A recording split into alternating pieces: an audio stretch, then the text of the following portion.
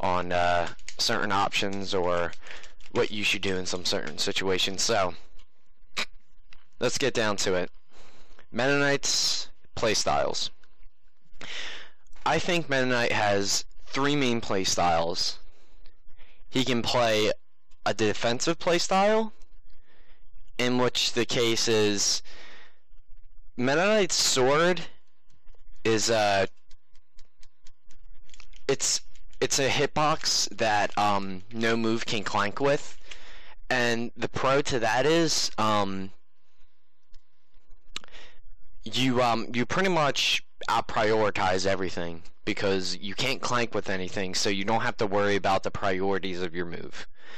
The cons of that is that you're very susceptible to tradings, because since the moves don't clank, there could be a possibility that the person let's say you're like approaching with a forward air right here, right? You got a forward air coming in. Marth is standing right here and he's forward smashing. Now, in some situations, the forward air would stop the forward smash, but in some situations, like very dependent on spacing and when the moves came out, Metaknight can Marth would probably, like, I would say like 3 out of 10 times trade with the forward air, but sometimes the forward smash will just hit Metaknight and Marth will suffer no repercussion for forward smashing wildly like that. That's the biggest con of having hitboxes that don't clank with anything. I always forget the term for it. It's like transcendent or something like that. Someone could say it in the chat. That would be useful. But yeah, that's the pros and cons with it. And I think something that really like strides off of that, trying not to get traded a lot, is Metaknight's defensive playstyle. Metaknight's defensive playstyle is solely based around getting a grab. For example, Fox and Falco, their main approach is yes, transcendent. I can't really pronounce that. I'm really bad at pronouncing words, but transcendent.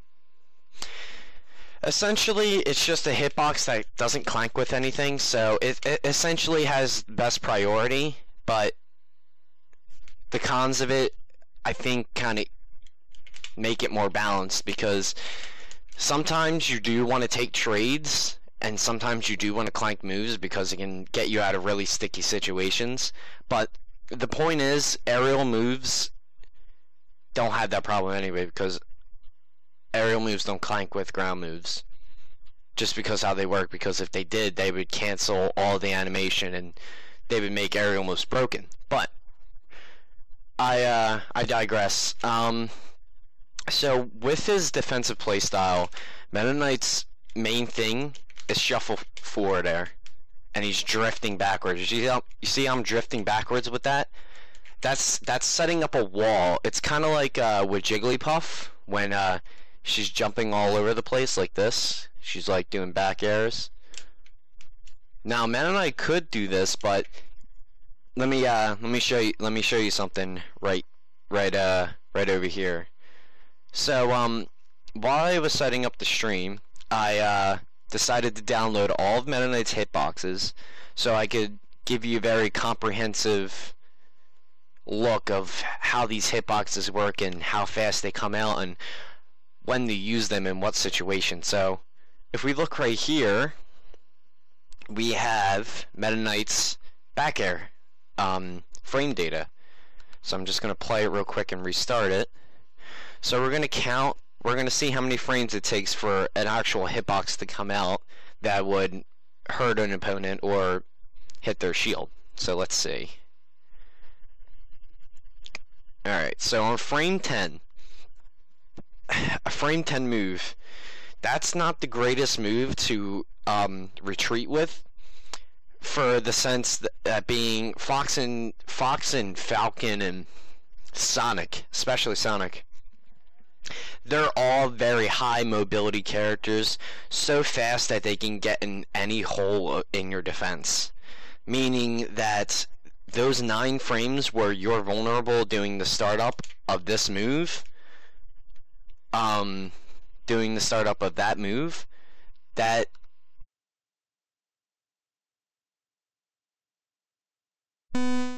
sorry, my headset disconnected. I gotta put on some music because for some reason it just doesn't realize when I'm talking in this. Sorry about that. I'll try putting it really low, but I just don't want my headset keep turning off and delaying anything further. So let me just throw this on and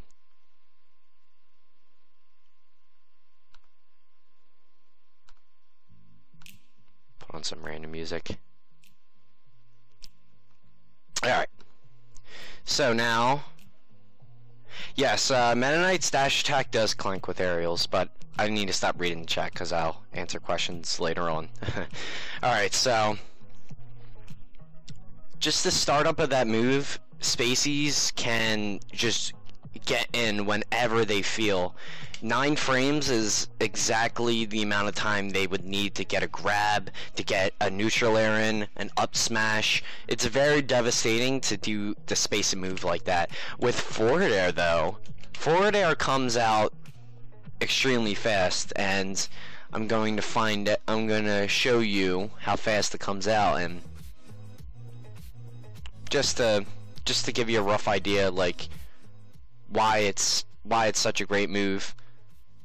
So I gotta find here it is. Got it. Alright.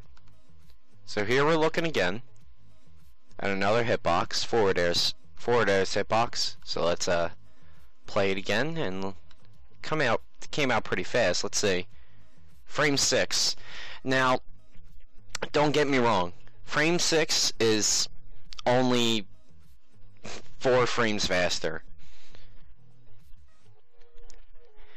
It's only 4 frames faster, and the main point of it is that it multi-hits. Multi-hitting moves while retreating that face the front of you are very, very good with some characters, and especially for Metaknight, because you see this it's a very quirky thing with Metaknight's second hit. The second hit of his forward air comes out on frame 10, and I'm gonna tell you.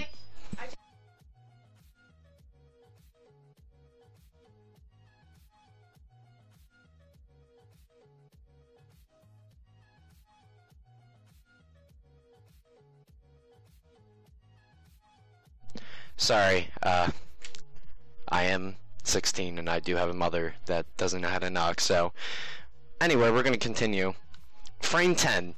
Metaknight's forward air on frame 10, the second hit of it, it has weird priorities. I don't know exactly the signs to it, but I'm trying to figure it out. Like, I think somewhere on that hitbox, it might be in these inner parts right here. I think these inner parts, like, I think they pop people up and put them in like a weird hit stun.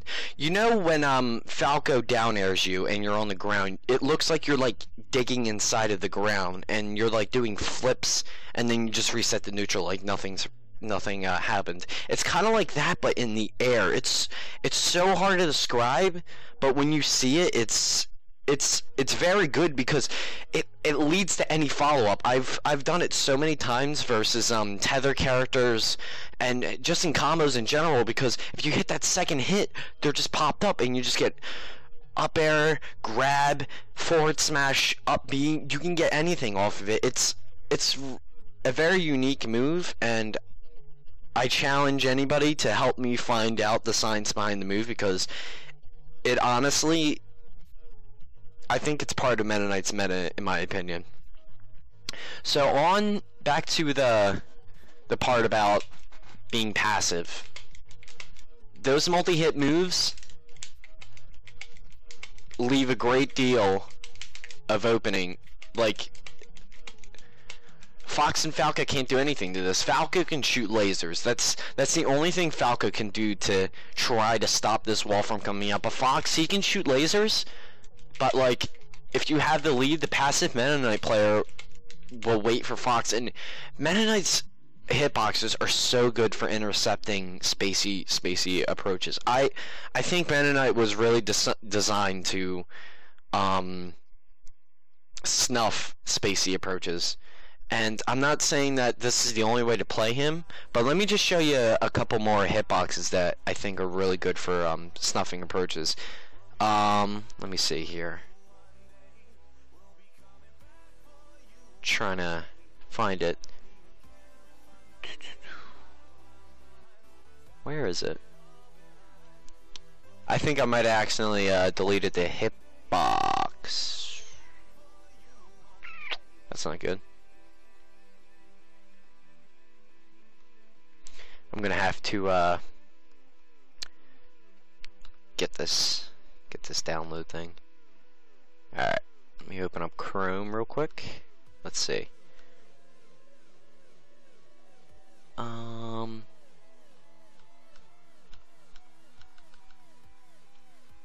Dang it.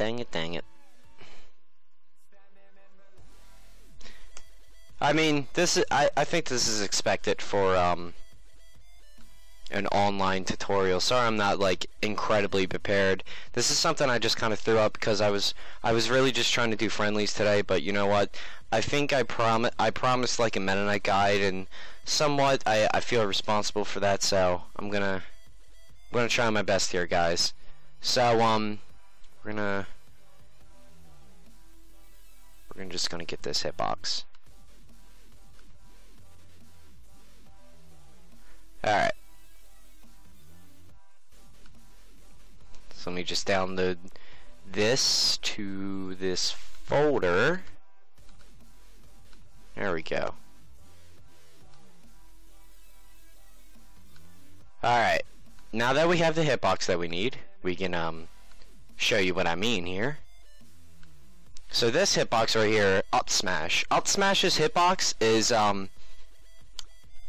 it hurts spacey neutral air approach so bad. I'll show you why. So here's the startup to the move.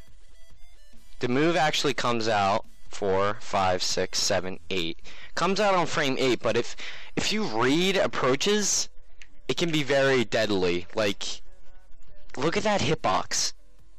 And Metaknight's inside of that hitbox. If they neutral air anywhere into that, they're gonna get sucked in. And that last hit, Metaknight's up smash is very susceptible to juggle spaceys to 50% from 0. You can chase through the eye of up smash of out of the up smash and just keep up smashing them up and up and up again. The very interesting thing about the move is that it has weird properties as well. It seems like at the tip of the move, they kind of get juggled around. Like, it's weird. If you see someone get down smashed by Peach at like hundreds of percents where they only get hit by the one move, they just like fly across the other side of the person. That's kind of how it works if you get hit by the tip of the sword with up smash. They just kind of like fly out of the move. It's not like a high velocity fly. It's like, it just looks like they're pushed out of the move, and I don't understand the science behind that either. Metaknight's hitboxes can have very weird properties to it. So, up smash, forward air, they're just great moves for passive play, and also neutral air. Retreat neutral air, because I don't want to show you the hitbox, not yet, but Metaknight's neutral air has 2 hitboxes. Inside Metaknight's body, and there's a hitbox on the sword. So the sword spins around, right? The sword's spinning around Metaknight, and he has an active hitbox inside of him, and he has an active hitbox wherever the sword is spinning. So that means, like, it's just extra coverage, because if they get in too close, they get hit by the inner hitbox, and if they get hit with the outer hitbox, it doesn't have that much hit stun, but I think you can definitely get some follow-ups off that. Like, maybe retreating, neutral air, forward air. You know what I mean? Like, you just got to be creative with your punish game in the passive play. And I think that's all I can really say about passive play. I think people can really just put together the pieces from what